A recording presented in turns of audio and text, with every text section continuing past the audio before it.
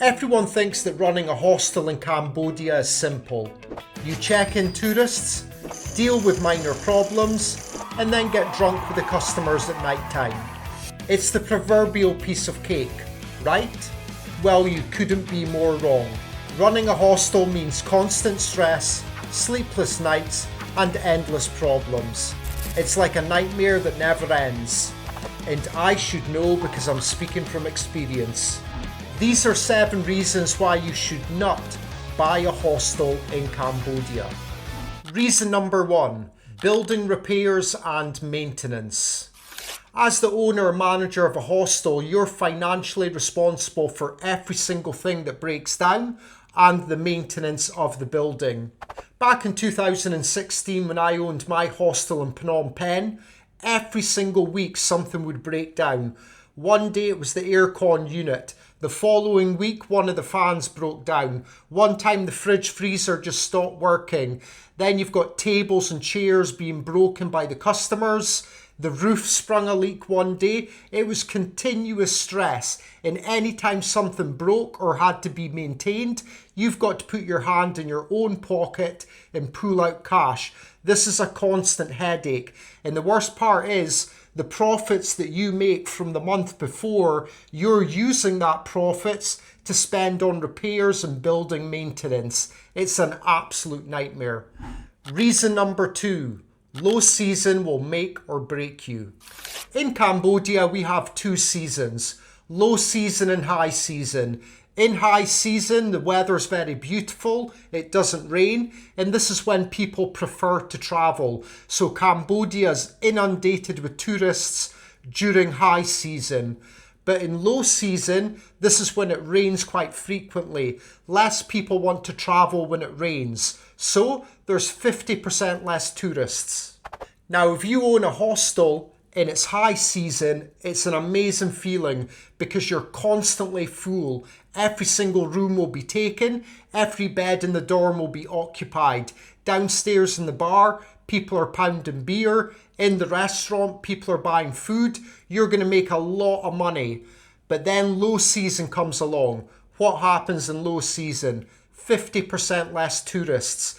The profits that you made in high season are significantly reduced in low season, and it can be very psychologically draining because you're literally looking at your business, it's 50% full, and you know what that means. At the end of the month, you've got 50% less money to spend on the overheads.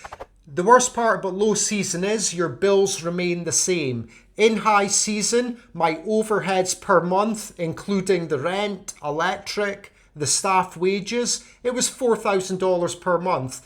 Then you get to low season, you're making less money because there's 50% less customers, but the bills remain the same. It can be very psychologically difficult in low season because you're making less money. You're looking at your empty property, and you know at the end of the month, you're going to have even less money to pay your overheads. And most importantly, you'll have less money to pay yourself. And this is what people don't understand. High season's amazing, but then when low season comes, many people that own hostels are in complete shock because you're making significantly less money. Reason number 3, the competition is fierce. Every single week all across Cambodia, somebody opens a new hostel, guest house or hotel. And what this does to your business is it puts you in direct competition with these people. Everybody's after the same customer and it gets very, very competitive. Now, how do you attract customers to your hostel? You are offering exactly the same service as your competitors. So how do you get the customers in your door instead of the competition's? It's very simple. You lower your prices. All across Cambodia, people are constantly in a price war trying to get customers for themselves. So if you lower your price from $15 to $14, your competition is going to do the same. And it might be okay for a month, but then a month later, your competition takes the price of a room down to $13. How do you compete? You've got to take your price down to $13 or $12. The good thing about this is you will attract more customers But the bad news is, at the end of the month, you're making less money because you're selling your rooms at a lower rate. Reason number 4, guest complaints and difficult customers. Now, before we get started, I need to make it clear, I've got nothing against backpackers. Before I bought the hostel, I had 0 problems with backpackers. After I sold the hostel, I had no issues with backpackers. But whilst owning and managing the hostel, these people were the bane of my existence. Every single day, customers, backpackers and tourists would make my life hell. First of all, let's start with cabs. What is a cab, you might ask? Cab stands for cheap ass backpackers.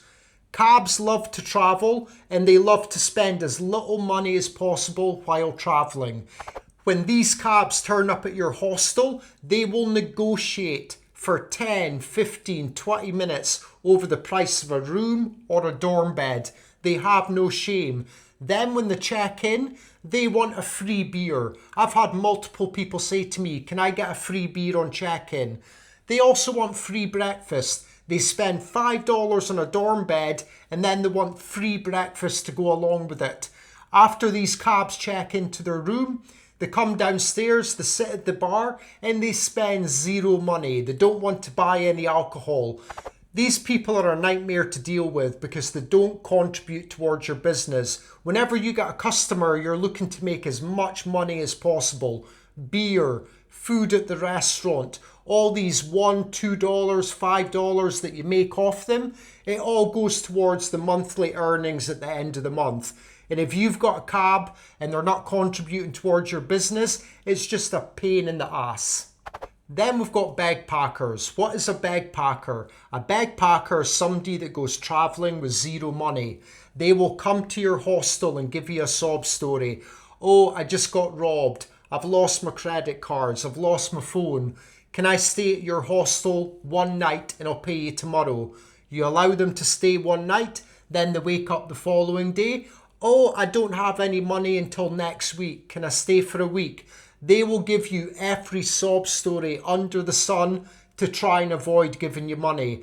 And if you own a hostel, you will attract these people. They're constantly coming through your door and giving you the same old sob story. Then you've got customer complaints. Every single customer that walks through the door will complain about something.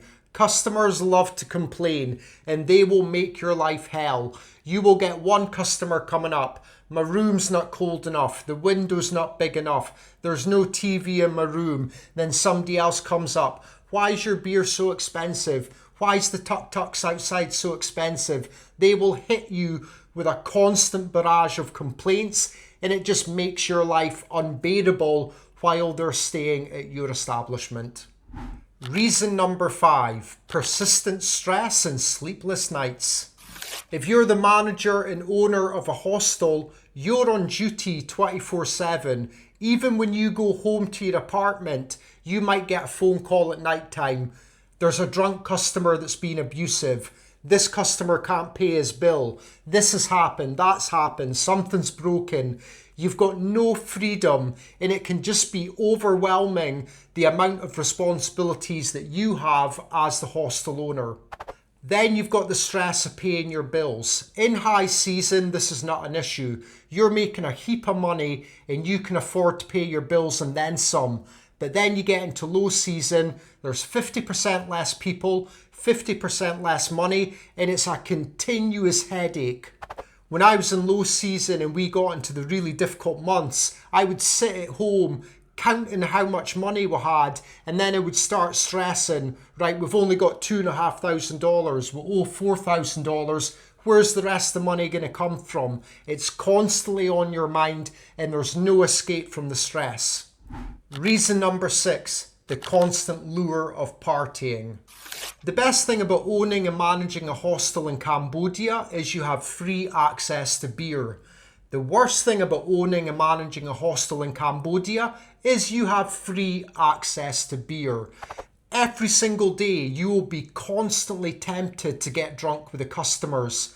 Tourists check in, They come downstairs to the bar, you get to know them, you start laughing and joking, and then somebody offers you a beer. It's only 2 o'clock in the afternoon, but you don't want to be rude, so you take the beer. Next thing you know, it's 1 o'clock in the morning, you've had 13 beers, and you're in some random nightclub. Constant temptations to party. When I first started owning and managing the hostel, my drinking was very well disciplined. I only got drunk 2 times a week. But then as we got into low season, the stress kicked in, that led to depression. I wanted to get drunk all the time. So I started going out Wednesdays, Friday and Saturday. Then it would be Wednesday, Thursday, Friday, Saturday. Then I started getting drunk on Mondays and Tuesdays and then Sundays. It was absolutely insane. And I couldn't get myself out of this hurricane of alcoholic abuse. I constantly wanted to drink because I was under pressure because we were in low season and I felt the stress. And how did I deal with the stress? By drinking with the customers. Once you get stuck in the party scene, it's very, very difficult to escape it. And one of the main reasons that I sold my hostel was because my drinking got out of control and I was one step away from being an alcoholic. Reason number 7, the money simply isn't worth the stress. In high season, you're making a heap of money, so you don't mind dealing with customer complaints and building repairs because you've got lots of cash in your pockets. It's good compensation. But then you get into low season, you're making 50% less money because you're 50% less full, and then you're dealing with the same problems over and over and over. Your stress levels are sky high, and the money that you make in low season is an absolute joke. In high season, I was making $800, $900. 1 month, we made $1,000. But then you get into low season. We were making terrible money in low season. There was a few times the staff at the hostel made more money than I did, and I'm the manager and I'm looking at the situation like I've just invested $14,000 buying a hostel and the Cambodian staff are making more money than I am. What's wrong with this picture? The money in low season can be an absolute joke. And if you're like me, you invested $14,000 in a hostel, you get to low season and you're making terrible money, you suddenly realize that you've made a very bad decision and all the free beer in the world can't pay your rent or your lifestyle. There you have it, 7 reasons to not buy a hostel in Cambodia. But I need to add this. For every one person that fails, there's another person who succeeds and makes money. If you're going to invest in a hostel, you need to ask yourself one question. Why am I doing this? If you're investing in a hostel because you want to get drunk with the customers all the time, then I'm sorry to say you will probably fail like I did. If you're constantly drunk, if you're hungover, you're not going to be doing your job properly, and eventually the drinking and the partying is going to catch up with you and your business is going to suffer. But if you want to invest in a hostel and make money and you're smart, you're business minded, you've looked at the numbers, you can make it a success. But it's going to be challenging because there's so much competition. Well, that's the end of today's video. Don't forget to like and subscribe. And if you enjoy my stories, check out my book, Burning Brain Cells in Cambodia. It's available to buy on Amazon, and I'll put the link in the description below. But until next time, Jimra Blia.